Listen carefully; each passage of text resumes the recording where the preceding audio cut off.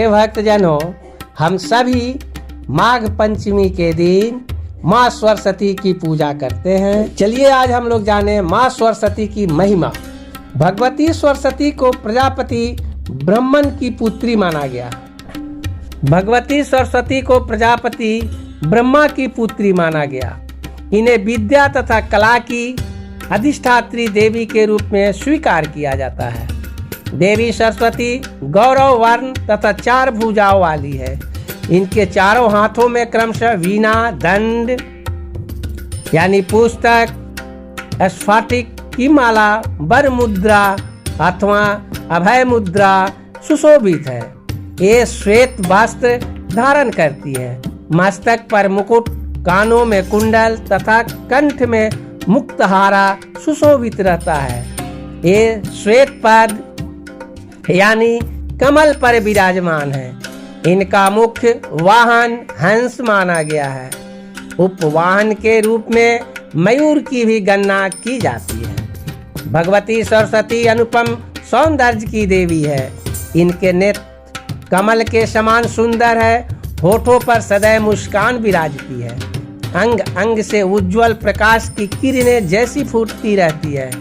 ये अपने भक्तों को मोह अंधकार को दूर कर उन्हें श्रेष्ठ विद्या तथा सद्बुद्धि प्रदान करती है।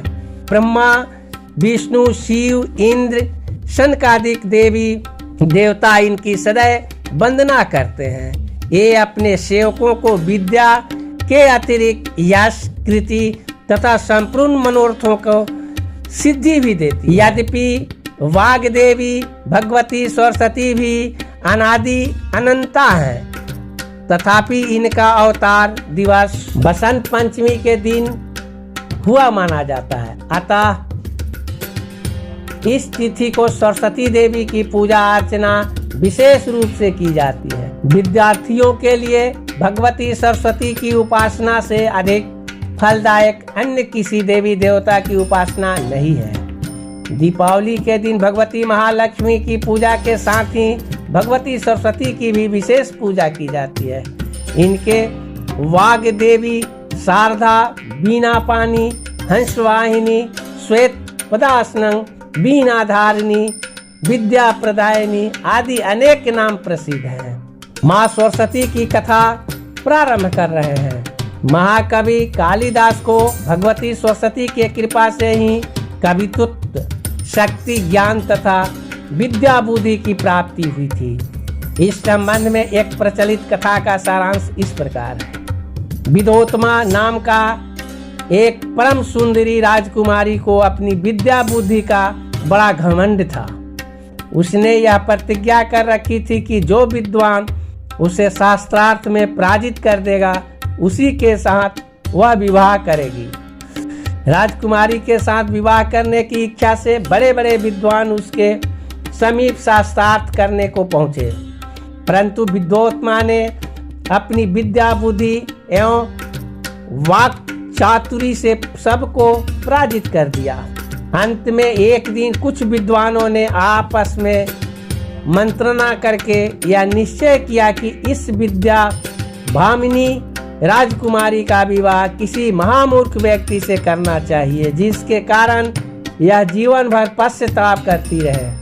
अपने निश्चय अनुसार वे लोग किसी महामूर्ख की तलाश में निकले तो उन्हें किसी स्थान पर एक ऐसा व्यक्ति दिखाई दिया जो पेड़ की जिस डाली पर बैठा हुआ था उसी को अपनी कुल्हाड़ी द्वारा इस प्रकार से काट रहा था कि यदि वह डाली कट जाती तो उसके साथ ही नीचे गिरकर उस महामूर्ख का प्राण भी निकल जाता। उस व्यक्ति को महामूर्ख समझकर पंडितों ने उसे आग्रह करके पहले तो पेड़ से नीचे उतारा, फिर उसे राजकुमारी के साथ विवाह कराने का लालच देकर अच्छे अच्छे कपड़े पहनाकर अपने साथ राज दरबार में ले पहुंचे।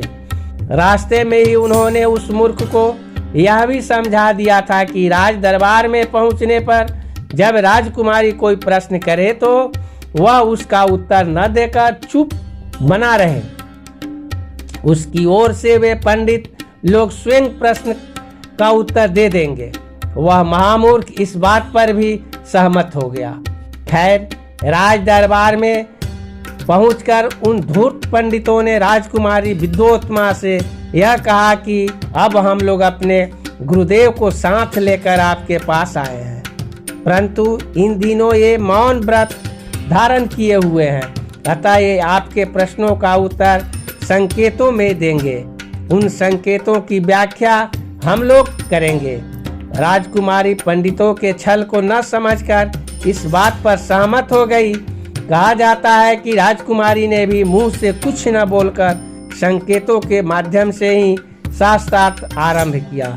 उसने सर्वप्रथम यह जानने के लिए ईश्वर एक हैं या दो अपनी एक अंगुली दिखाई। उसे देखकर महामूर्ख ने समझा कि राजकुमारी उसकी एक आंख फोड़ देने का संकेत कर रही है। बस उसने भी क्रोध होकर अपनी 2 अंगुलियां उठा दी। इसका यह मतलब हुआ कि यदि तुम मेरी एक आंख फोड़ोगी तो मैं तुम्हारी दोनों आंखें फोड़ दूंगा। परंतु साथ के पंडितों ने उस संकेत की यह व्याख्या की कि हमारे गुरुजी कहते हैं कि ईश्वर ने स्वयं को ब्रह्मा और माया इन 2 रूपों में विभक्त कर रखा है। इसी प्रकार राजकुमारी ने और भी अनेक संकेतात्मक प्रश्न किए। धूर्त पंडितों ने उनके ऐसे उत्तर दिए कि राजकुमारी को अपनी हार स्वीकार कर लेनी पड़ी। फलतः उस मूर्ख के साथ ही राजकुमारी विद्योत्मा की विवाह हो गई। विवाहोपरांत जब उसे यह ज्ञात हुआ कि धूर्त पंडितों ने उसके साथ छल किया है तो उसने अपने महामूर्ख पति को घर से बाहर निकाल दिया। पत्नी द्वारा घर से निकाले जाने पर उस मूर्ख के हृदय में विवेक बुद्धि जागृत हुई तथा उसने विद्या प्राप्ति के लिए भगवती सरस्वती की आराधना की, जिसके फलस्वरूप कुछ समय में ही वह परम विद्वान तथा महाकवि बनकर कालिदास के नाम से प्रसिद्ध हुआ। बहुत दिनों के बाद जब वह अपनी पत्नी विद्योत्मा के पास पहुंचा तो पत्नी ने गदगद होकर कालिदास को अपने हृदय से लगा लिया। भगवती सरस्वती की आराधना का ऐसा ही शुभ फल प्राप्त होता है। श्री सरस्वती की महिमा समझकर प्रत्येक मानव का कर्तव्य होता है कि प्रतिदिन माँ सरस्वती की आराधना करे और उनका पूजा करे। अगर यह वीडियो आप लोगों को पसंद आया हो तो माँ सरस्वती के नाम पर इस वीडियो को सब्सक्राइब करें, लाइक करें और सारे लोगों में शेयर करें। जय माँ सरस्वती।